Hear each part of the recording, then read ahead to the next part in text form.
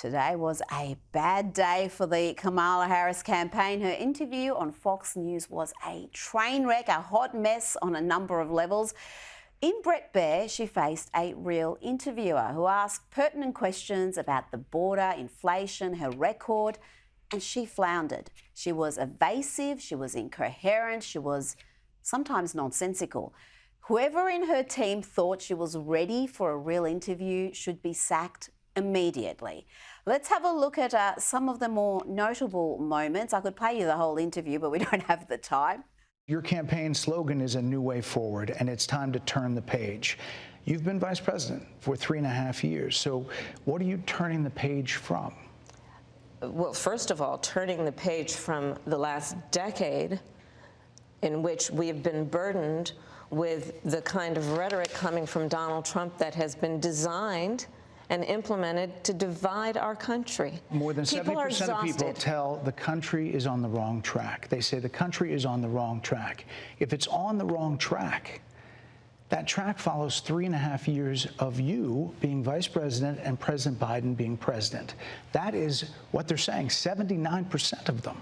Why are they saying that? If you're turning the page, you've been in office for 3.5 years. And Donald Trump has been running for office. But you've been the person holding the office. Come on. Madam You Vice and I President. both know what I'm talking about. You and I both know what I'm talking about. I actually don't. What are you talking about? No one knows what you're talking about, Kamala. You and Biden have been in power for almost 4 years. The Democrats have been in power 12 of the last 16 years, but everything is Donald Trump's fault, apparently. We're turning the page from Trump. Now watch here as she tries to filibuster and mislead about what the Biden-Harris administration's record on illegal immigration has been. But for once, her nonsense is called out because this interviewer knows the facts. How many illegal immigrants would you estimate your administration has released into the country over the last 3.5 years? Well, I'm glad you raised the issue of immigration because I agree with you. It is a topic of discussion that people want to rightly have.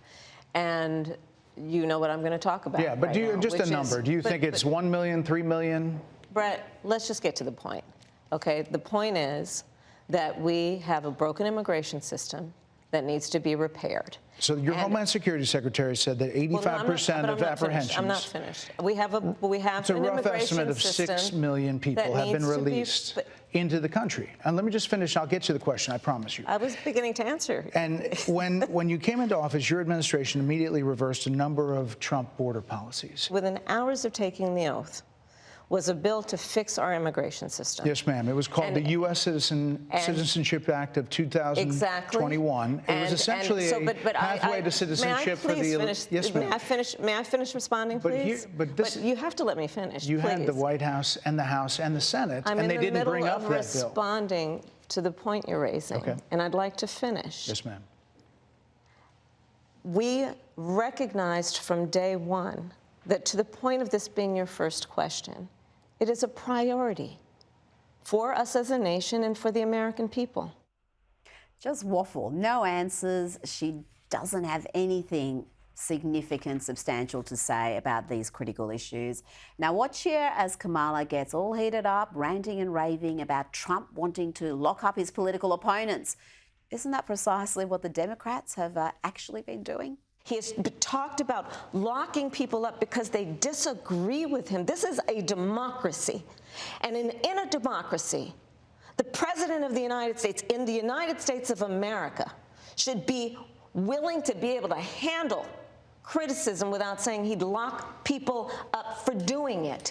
And on the question of emboldening and enriching the Iranian regime, this is what Harris had to say. Critics just say that you either relaxed or failed to enforce sanctions on Iran, allowing all of this money to flow into Iran, like billions Let's go back to Donald Trump, who pulled out of a deal. And the final highlight, or should that be low light, is when Brett Baier asked Kamala when she finally noticed that Joe Biden had some issues with cognitive decline.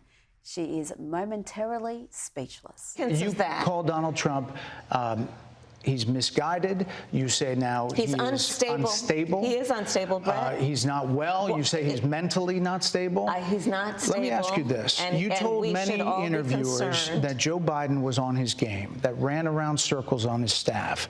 When did you first notice that President Biden's mental faculties appeared diminished?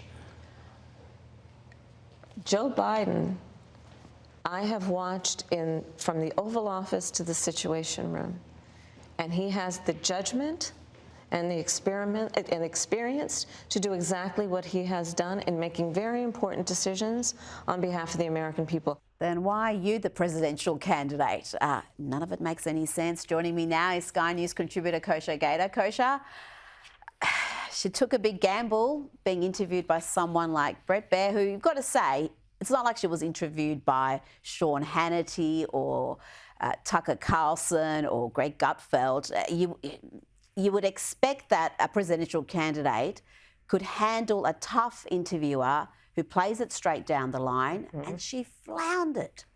She did take a gamble, and that is the million-dollar question. You could see she did not want to be there. She couldn't get out of there fast enough, and she did it because she has to. This race is very, very, very tight, and the momentum is with Trump. And historically, there is precedent where the Democrat candidate begrudgingly will give one Fox News interview when there's 20, 30 days left. Obama did it, Hillary did it, it used to be with Bill O'Reilly. So maybe she has to do that because they have a big audience, a lot of independents, and actually, frankly, Democrats watch Fox News. Yeah. But she was not prepared. She was not prepared. To me, the big takeaway is she remained substance-free.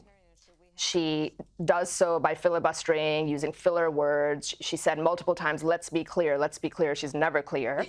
And she hides behind others. Like she likes to hide behind the legislative branch because everything was like, I will follow the law.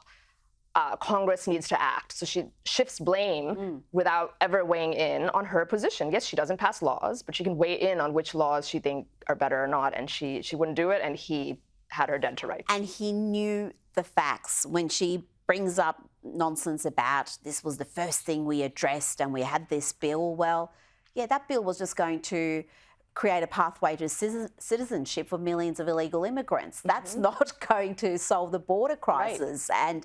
And he knew that level of detail. And I've seen so many interviews with her where that's not followed up. There really is, very frustrating to watch.